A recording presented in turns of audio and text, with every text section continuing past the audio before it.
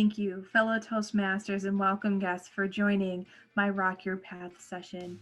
This is the third session in a six-section project to help you get the most out of Pathways. I'm Jamie Richter, and I've been working with Sara Leiste to help members get started with Pathways. As we were reaching out to clubs, we realized that the ability to use the technology was just a part of the problem. We took the feedback from club members of what would be helpful for them, and we put together this series to help fellow Toastmasters get the most out of Pathways and Toastmasters overall. The first half of the session is recorded, and we'll go over the topic outlined. The second session you don't see on these recordings, but this is an opportunity for members to talk amongst their peers, to share their successes, their concerns, their challenges, and their questions, and work as a group to solve any challenges that they have. We started with finding a path to reach your goals. Then we moved on to what to talk about. Today, we're going to talk about those awkward speeches. You know the ones that you have to do over and over and over again, and those ones that are just uncomfortable, and potentially you don't feel like they fit with your goals. Believe it or not, all of these have a place in your journey, even if you don't realize it yet. Let's talk about it. Why would Toastmasters have you do the same project over again? I want you to think about times where you repeat things. You do things over and over and over again. Movies, books, projects, checklists, processes, and exercises. Think about your exercise routine. Why do we do these things over again? Sometimes they're just enjoyable. There's some movies that no matter how much we watch, we want to see it again because they're enjoyable. There are some things that you get value from time and time again, and you learn new things every time you do it. I want you to think about books, where every time you read it, you realize a different detail or a different perspective that you didn't the first time around. There are some things that are just important, checklists and processes that you do at work on a regular basis because they're important. There are other things that you can forget or lose practice on, or muscle memory. Think about your exercises from a fitness perspective. You do the same things over and over again to stay strong. Let's think about the first level in Pathways. It's the same for every single path. Before Pathways, there were a series of manuals starting with the famous Competent Communicator, otherwise known as the CC. Long-term Toastmasters tended to always be working on a Competent Communicator manual. It gave them flexibility in speeches, allowed them to stay strong on the basic techniques of public speaking, and there were some projects that they just enjoyed. Toastmasters International took this insight when they built Pathways.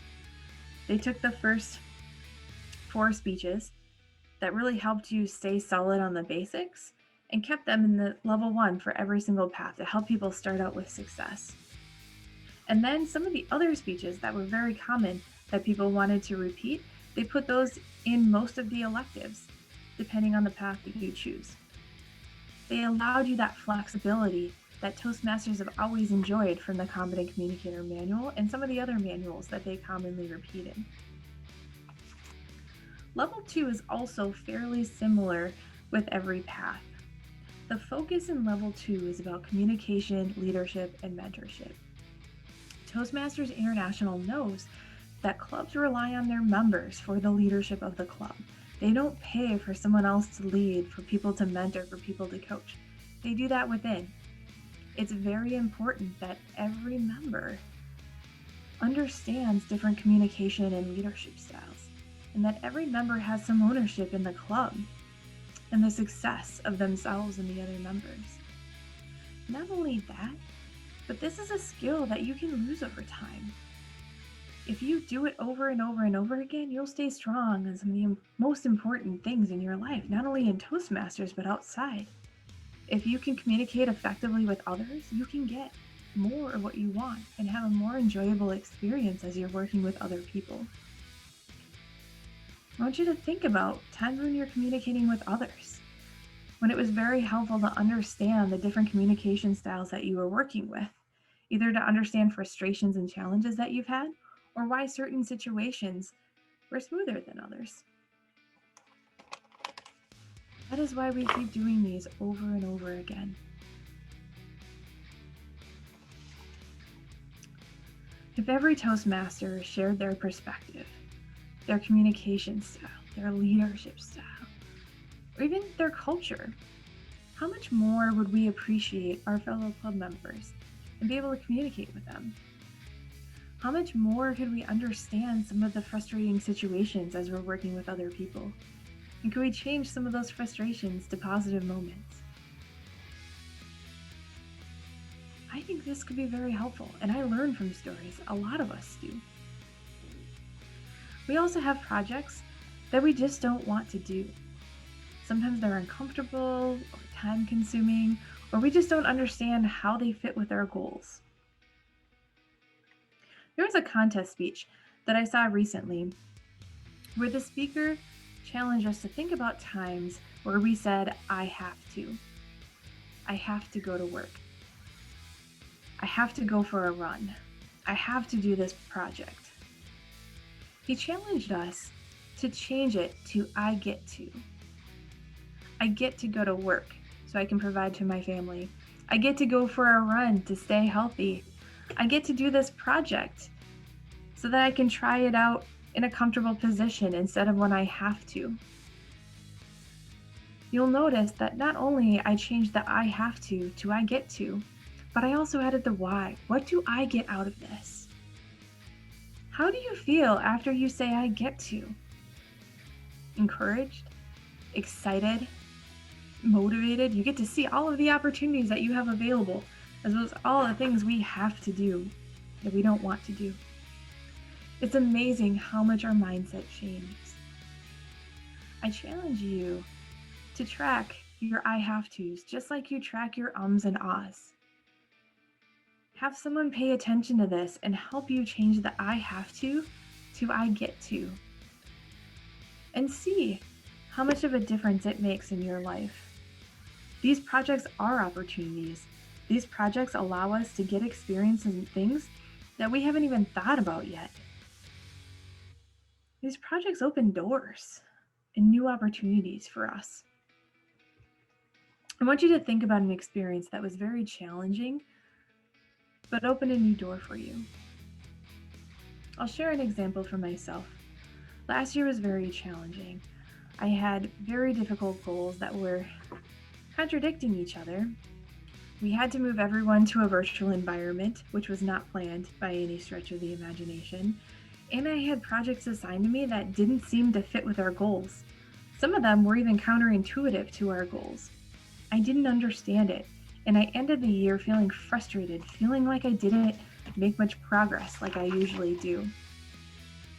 As I reflected on the previous year in January and my goals for the new year, and I updated my resume, I realized all of the things that I accomplished last year. It was a lot more than I felt like throughout the year, and it wasn't necessarily the things that I thought. My leaders are good at keeping me uncomfortable. They're good at consistently raising my goals so that I consistently achieve more every year. They're good at assigning projects to me that will help open doors that I didn't even realize were there or were closed to me.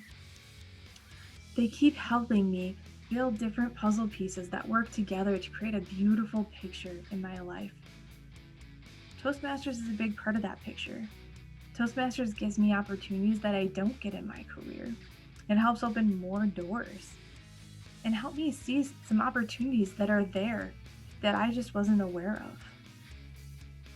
Next time you say I have to, try saying I get to. I get to do this project. I may not understand it right now or where it fits into my puzzle yet, but I'm excited to take advantage of this opportunity and see what doors it opens. By doing this, you will open up new doors and new possibilities that you can't even imagine yet. Let's talk about some of the projects that I continually get complaints about. Let's start with the icebreaker. This is something we have to do time and time and time again. I consistently hear, everyone knows me. Why do they need a story about me? This is the funnest project, everyone. People get to know a new aspect of you. You can talk about whatever you want, and it's the most comfortable thing you can talk about, yourself. When we talked about all of the stories you can talk about and how to write all these down, there are several that don't fit into other projects that easily fit into the icebreaker. Not only that, but it's exciting for many club members to hear the goals of other club members. One of the things I'm doing this year is challenging myself to do an entire path about my dog. That icebreaker speech is going to be a story of when we adopted him, and then it's going to tie into my goal of this path. It's something interesting. It tells my audience what I'm about to do for the rest of the year. You can do whatever you want with the icebreaker speech, but that should be the funnest speech. It should allow you to share with your members something new about you that they didn't already know.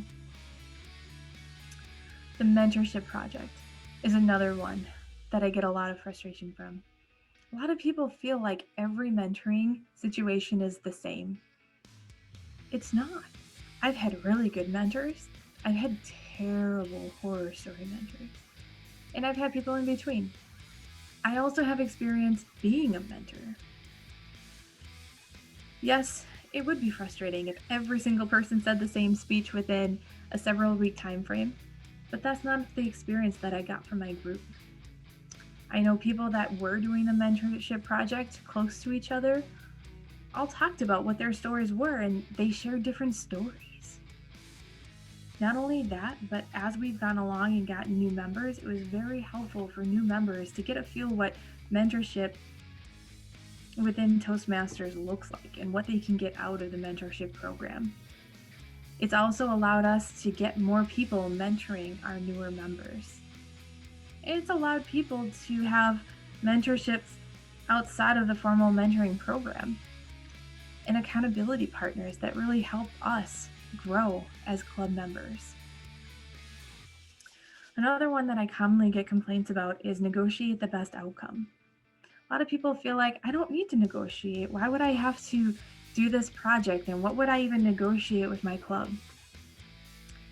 When I started my career at Ameriprise, the recruiter said that everyone sells.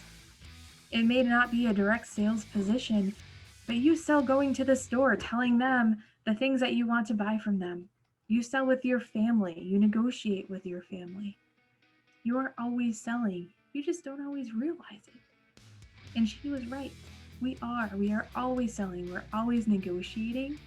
We just don't always realize it, and we don't always realize some of the skills that we can use to get more of what we want and have a better situation when we're negotiating with our family members. You get the opportunity to learn how to practice facilitating a discussion with a group to bring the group to the best outcome in a timely manner. The next one I get complaints about is managing a difficult audience. It's uncomfortable,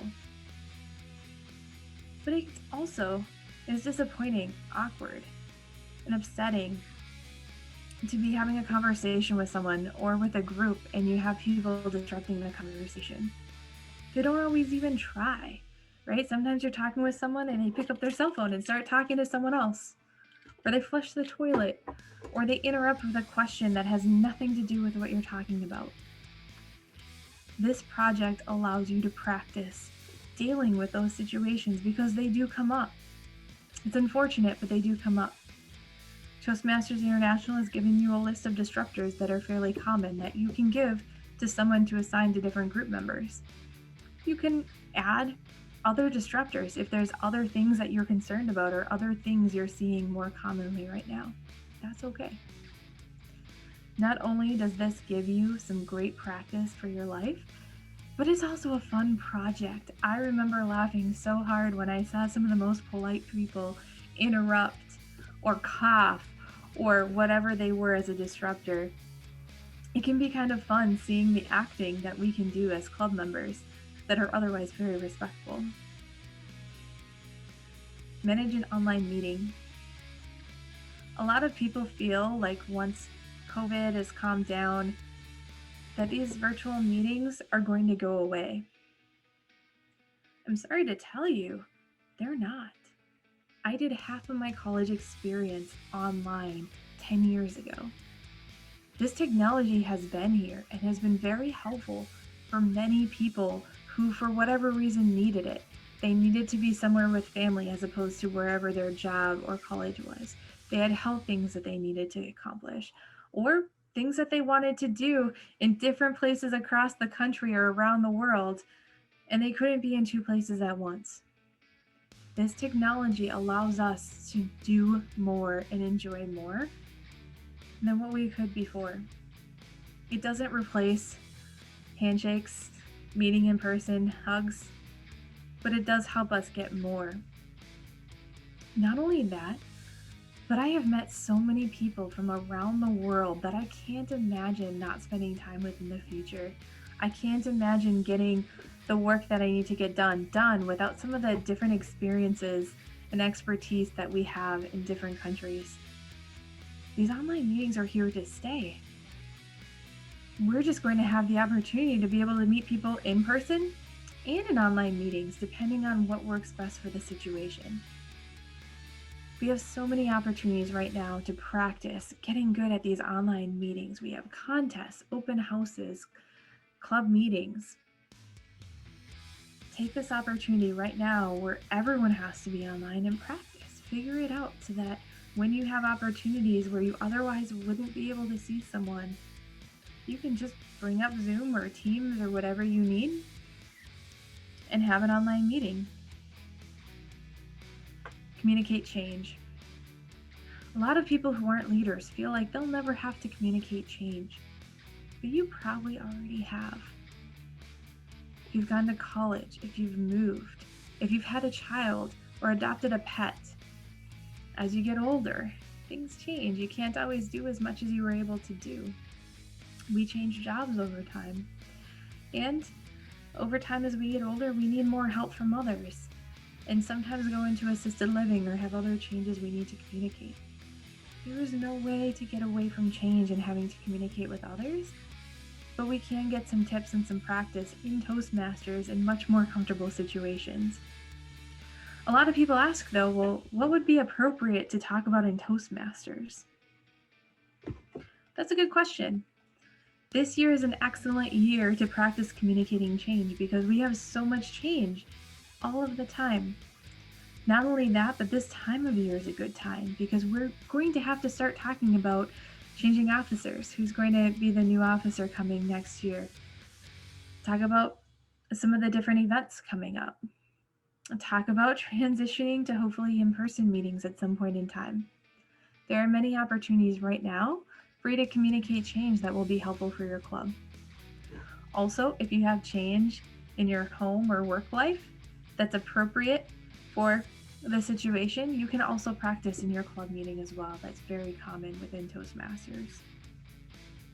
The question answer session is another one that I get a lot of questions on. It's awkward. You don't do a speech, but then you just do a random question answer session. It is helpful to have this experience.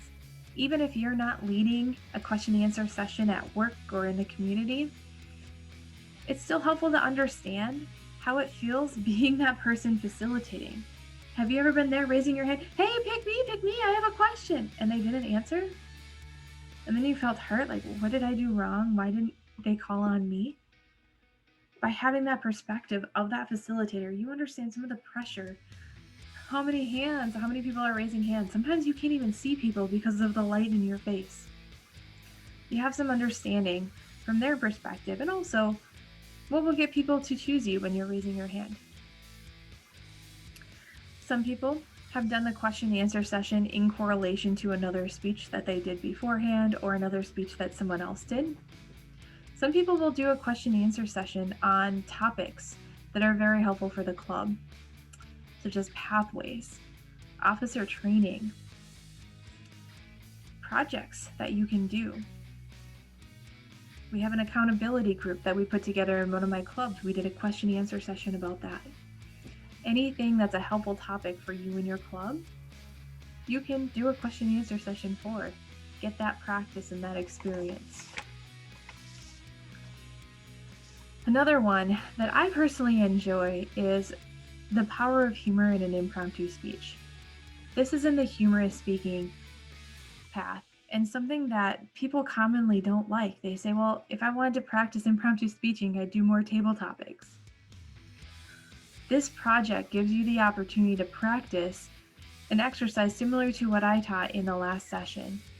It allows you to think about those humorous stories that you can have in your back pocket and practice utilizing them when a random question comes up, where you need to start with some humor.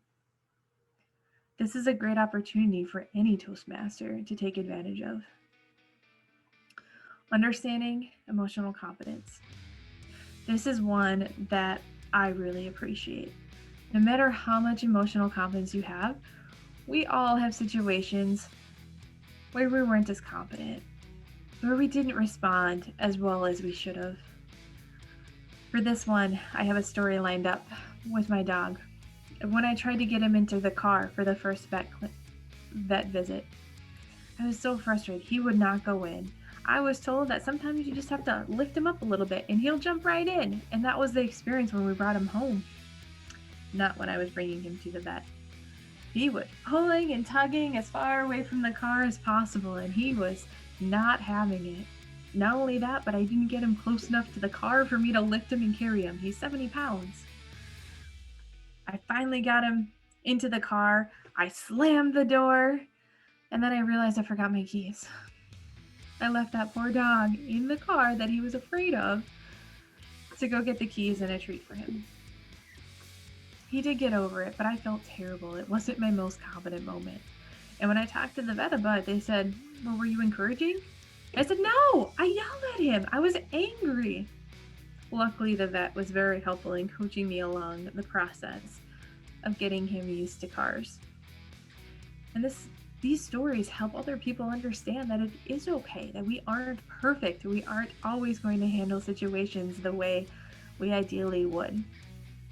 And stories about when we handle things very well help others see different ways to handle different situations and to think about things. Cross-cultural understanding. We have a lot of people, unfortunately, that feel like they're great at working with different cultures and understanding and asking questions that they have nothing else to learn. If there's anything I learned from last year, it's that you never fully understand different cultures and different situations and what it's like coming from a different culture, coming to America. You don't. There's no way. I also have learned that by hearing people's stories and asking them questions and sharing that I care helps. It helps me understand different perspectives and how different people get treated. And it helps them know that they have advocates and people that do care, that do want to understand, that just haven't always seen everything that's out there. We also, unfortunately, have a lot of people that feel like, well, if they're here, they should fit in with our culture, and that's just how it is. If that was how it was, life would be boring. We wouldn't have different perspectives. The reason why I enjoy these virtual meetings so much is because I get more culture. I have people that are incredible with Excel and they can just whiz things up and send it my way. I get to hear about different celebrations. Holi was recent. That was a lot of fun seeing some of the different celebrations. Passover is right here. This is our opportunity to share with our clubs our different cultures. Help us understand what's out there in the world outside of what's right here in our hometowns. Another one that I get a lot of questions on is the panel discussion. Some people feel like they will never have to run a panel discussion. Other people say, well, how do I fit this in? It's too long for the regular Toastmasters meeting. This is an opportunity for you to understand what it takes to put a panel together. We've all seen panels before, and we've had different opinions on how people ran them. Getting that opportunity to actually put together our own panel is huge. It allows us a lot of understanding and an ability to communicate to people in a different way than a lot of us know how. If this doesn't fit in your regular club meeting, you have some options. One, you could do a special meeting with your club. In fact, that's a lot of fun to mix things up every once in a while and do something slightly different. Secondly, these work very well for open houses. I recently did one with one of my clubs where we had the club president, a brand new member, and our longest standing member, and they all shared their experience, and it really helped these guests come and see what Toastmasters is all about and what they can get from our club. We've seen 5 new members since that open house. Lastly, there's opportunities within the district for you to do panel discussions within officer trainings, within district officer trainings, and within other district events to help people pick up on different topics where it's really helpful to have a panel of experts share their experiences. If you are interested in presenting at the district level for any of these different events, when you go to the District 6 website, d6tm.org, under programs, there's an option for the Speakers Bureau where you can raise your hand and say, here's what I'd like to do. And then other clubs or people that are looking for a speaker can see that list and reach out to you to ask for help. Not only that, but whenever we have a big event like our TLIs and our district conferences, you'll also see and ask for help on those pages as well.